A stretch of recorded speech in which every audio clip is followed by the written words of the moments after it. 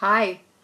Hi. It's Jane Galloway again. This is number 3, live, Facebook Live number 3, video for this very special day, this launch day of the book, Launch for Sale. The name of the book is The Gateways, The Wisdom of 12-Step Spirituality, 12 Dynamic Practices That Work.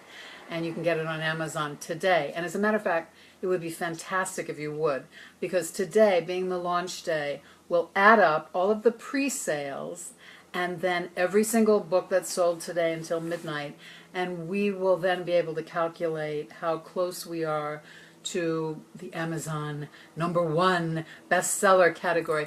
The reason for this, is that when you click on Amazon, imagine how many zillions of books there are on there. This will put this book closer to the top so more people can access it. And I honestly can tell you this is a book that will make a huge difference in many people's lives. So we want it to be closer to the top. So today is the day. So when we get off this third and final Facebook Live video, it would be so great if you'd go buy it. And then let me know. Inbox me or whatever. Let me know. Call me. Text me. Let me know you bought it, and so grateful and can't wait to hear how this book impacts your life. I want to talk in this third video about a few salient points that really distinguish the work that I've done in this book on 12-step spirituality. Remember, the 12 steps are an inherent system, a genius system that were discovered through action by really two hopeless drunks, Bill Wilson and Dr. Bob Smith, plus a small group of people. But I mean, these two guys really kind of figured it out on their own. Initially, they were like, if I reach out to you and somehow something's working, I'm not drinking, wrecking my life, etc. They passed it on to this guy, that guy, this guy. Nobody was quite sure what was working. So you don't want to take the one thing out that's not working, right? At some point, someone asked them, how does this work? And so they had to ask each other, how is this working? So they recognized a similar pattern in each of them. You can really read the great history of this in Dr. Bob and the Good Old Timers. It's a wonderful book because it tells this. And when I read it, it was so wonderful because I thought, wow, this is not some dictum sent down from on high. This is an organic healing process. And as I mentioned in a couple earlier videos, I have studied since many systems of healing, especially the Chinese meridian system and shiatsu, the Ohashi method of shiatsu. And these methods work in very, very similar ways. Also, the human potential psychologists and social workers, Abraham Maslow notably, discovered that, wait a minute, you have to sort of build a base and build up on this. So these are very similar systems. I mention this because some people, first of all, the further we get away from the founding of AA, really, the more people don't know or don't remember. When I was newly sober, I used to meet people who had been around and met Bill Wilson. My dad met Bill Wilson several times, had lunch at, kind of formal type lunch gatherings, but knew him. And a lot of people knew these guys. And so they weren't sort of idealized figures. And they weren't idealized figures in your image of who you think they should be. They were themselves. So they had all these flaws and things that were about them. But the further we get away from the beginnings, the more people make up stories about how this is an absolute must and a must. They didn't know what was a must. They knew they had to kind of surrender and that they were powerless over this behavior and that they came to believe that a power greater than themselves could restore them to sanity. That's pretty intense language. Restore, that means that at one point there had been some semblance of sanity to sanity. So, think what you will, but in other words, things had gotten pretty awry. And then the third step, very critical, made a decision. And anytime we strongly make a decision, it's such a powerful act. It really sends a message out into the universe. So made a decision to turn our will and our lives, that's everything pretty much, thinking, They should have added that, but anyway, we add that. Our will and our lives over to the care of God as we understand God. That's deep. So those first 3 steps were incredible, but they all had to do that. Then they found themselves, going through the process that turned into the steps. Interesting, right? They mirrored certain things that were in the Oxford group, certain other patterns, but really what was happening with them was that they organically were each discovering the need to go through each one of these things in order to actually stay sober. So for me, this made a big difference because I think the patriarchal system of top-down religion, some mad man who's got an anger issue yelling at you from above, dictating what you're supposed to believe, is not a terribly healing system, especially for women. Many women are abused, many more women than we talk about. Women are battered mentally, physically, and spiritually, and made to feel that we really can't speak up. So a lot of people would think, you haven't, oh yeah, I come from that background, which is how I became so vigilant and such a defender of, not just defender of, empowerer of women. So that I was always kind of watching my mother to make sure she was okay, watching my environment. A lot of us are like that. So the more we can empower one another from the inside out, the better we can do, okay? So we don't need to hear that big, heavy finger of fate looking down on us and telling us something's wrong with us. Or dictating rules. These were organic things, organic healing things. That made a huge difference for me. I have a feeling it might for some of you. So just to tell you, that's part of the wonderful origin of the steps, and there's so much more interesting stuff. I talk about a lot of it in the book, and here's the book, The Gateways, The Wisdom of 12-Step Spirituality. But there are other books, and they're in the bibliography, Dr. Bob and the Good Old Timers, and stuff that really tells about how this stuff came to be. It's fun. I mean, it's fun and serendipitous and a miracle that it happened. Really, truly a miracle, because there were many points at which it might not have lasted. So, but what I wanted to talk about in this last video on this wonderful launch day is the idea of hitting bottom and the importance of hitting bottom and the reframing of bottom from this idea of rock bottom. People talk about hitting rock bottom. Ouch! I don't want to hit rock bottom. It's a horrible thought, and plus I think it involves breaking bones and whatever it is. Uh-oh, there goes the phone. So sorry about this. All right. Well, you know what? We're just going to let it ring, and it'll stop ringing at some point. Anyway, okay, so we're talking about the bottom, right? Stay focused. We can all stay focused with even this phone ringing. So sorry. Okay, so the idea here for me was that I did hit bottom, but my bottom came in a way, it's actually, there's one chapter in the book where I tell my story, and it's pretty good.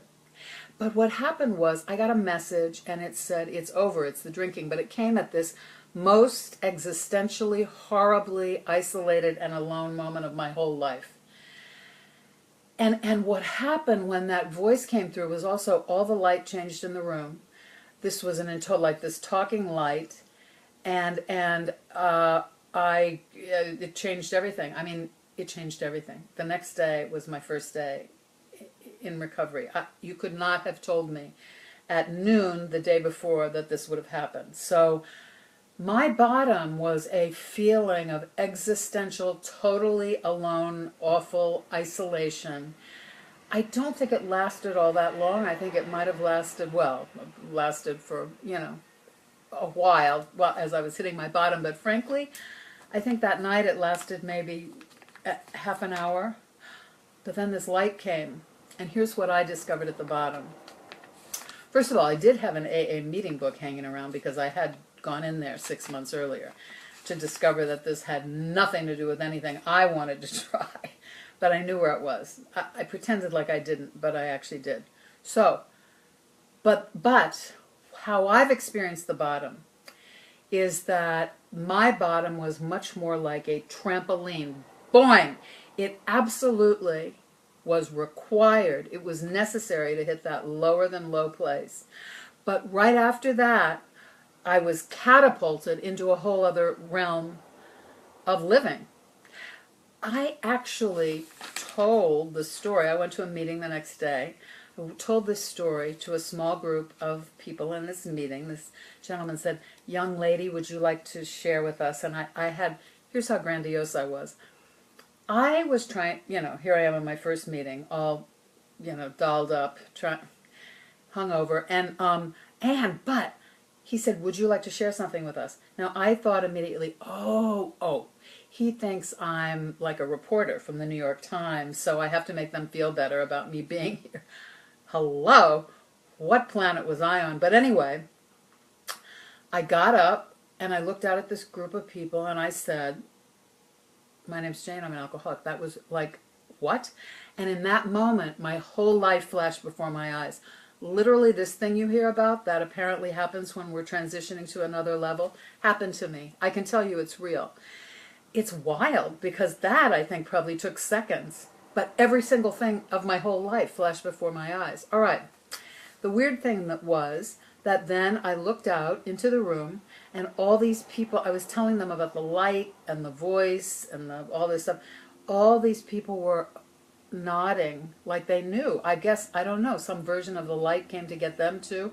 It was wild. But I suddenly realized, wait a minute, I found my tribe. I found my tribe. Who they are, I have no idea. But they're my people. They get it. That light visited them too. So I'm telling you this story, and it's a personal one, but I'm telling you this story because I've heard treatment programs and various people say you don't have to hit bottom. I think you do. I think we do. I certainly did, and everybody I know with whom I've worked these steps, and I also am a counselor and taught this at the college level, et cetera, et cetera. I haven't met a person who really had an easy go of it, who couldn't identify their bottom. Now, as I said in some earlier videos, back in the olden days, these guys hit pretty low bottoms, and a lot of them died. A lot of them never got to sobriety. So, your bottom does not have to be a rock bottom. It can be a light existential void bottom. It can be whatever it is. But your bottom is like your place that allows you to understand and remember where you come from. The bottom, when things get better, and things get dramatically better as you begin to work the first rung of these steps, the bottom reorients you. The bottom reorients you and reminds you about what is important. So I believe the bottom is critical. I think the bottom is critical, and I encourage you all to let yourselves identify those moments or that moment in your life and understand that the power of allowing yourself to fall. Actors understand this, but this whole thing of really, really falling fully gives you a spring to the next level. So it's much more like a trampoline than a rock bottom. I wanted to reframe that. I also wanted to say that there's a tremendous amount of shame still around the idea of addiction.